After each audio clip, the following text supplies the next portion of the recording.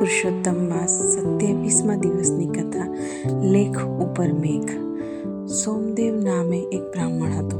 એક દિવસ એક અજાણ્યો બ્રાહ્મણ બાળક તેને ત્યાં આવી ચડ્યો. સોમદેવ તેની આગતા સ્વાગતા કરી જમાડ્યો. બ્રાહ્મણ બાળકનું નામ વાસુદેવ હતું. વાસુદેવનો સ્વભાવ સોમદેવને ગમી ગયો. એને પોતાને કોઈ બાળક ન હતું એટલે તેને પોતાના પુત્ર સમજીને રાખ્યો. સોમદેવનું ભાગ્ય ફર્યું અને મોટી ઉંમરે તેને પત્નીને જીવાતી થઈ. થોડા દિવસે તેને એક પુત્રનો જન્મ થયો. આજે 6ઠ્ઠો દિવસ હતો એટલે રાત્રે વિધાત્રી લેખ લખવા આવ્યા અને લેખ લખી પાછા ફર્યા. વાસુદેવ બારણામાં બેઠો હતો. તેણે વિધાત્રીને અટકાવીને કહ્યું, દેવી, બાળક શા લેખ લખ્યા છે? વિધાત્રીએ કહ્યું, ભાઈ, તારે શું કામ છે? વાસુદેવે કહ્યું, મારે કામ છે. તમે નહીં કહો તો હું પ્રાણ ત્યાગ કરીશ અને તેનું પાપ તમને લાગશે.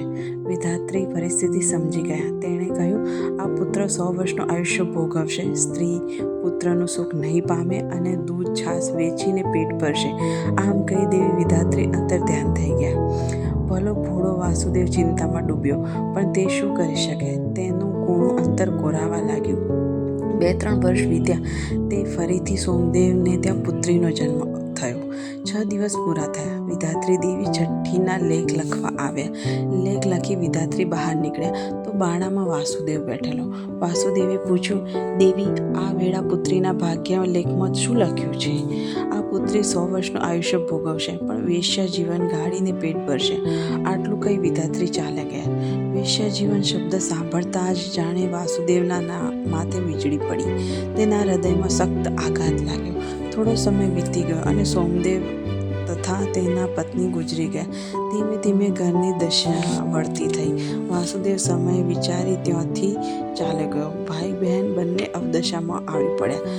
ભાઈ ગાયો ચારી આવે અને બહેન છાશ કરે. દૂધ વેચીને રાતે ભાઈ બહેન એકટાણું રાંધી ખાય. એક દિવસ બહેન ફાટેલા લુગડે પાણી ભરવા ગઈ.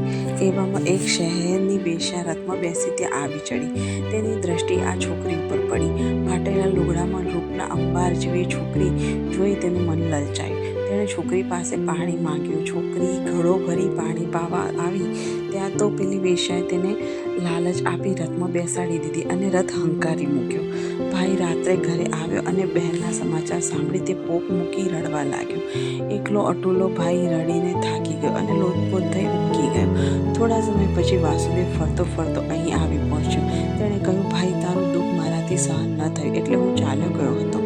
હવે જો પુરુષોત્તમ માસ આવ્યો છે તો વ્રત કર. પ્રભુ સૌ સારાવાના કરશે ને જે પાસે હોય તે બધું જ દાનમાં આપી દે.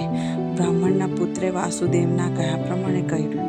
તેની પાસે 5 ગાયો હતી અને 1 રૂપિયો હતો.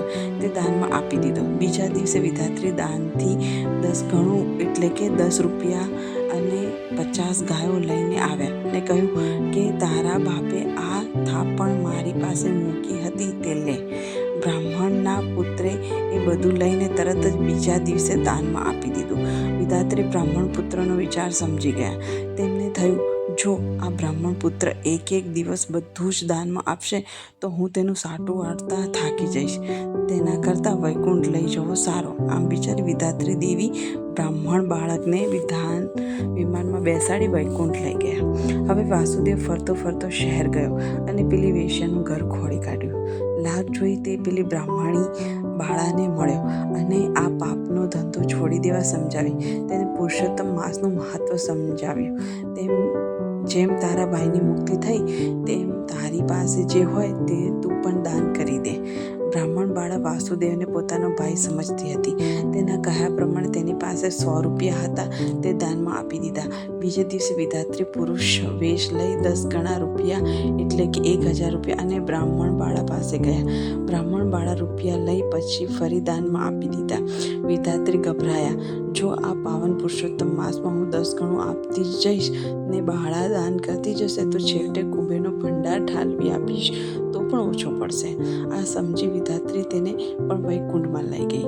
પોતાના બહેનને પણ મુક્તિ મળી એટલે વાસુદેવને સંતોષ થયો અને પોતે પણ પુરુષોત્તમ માસનું વ્રત કરી અંતે મોક્ષ પામ્યો.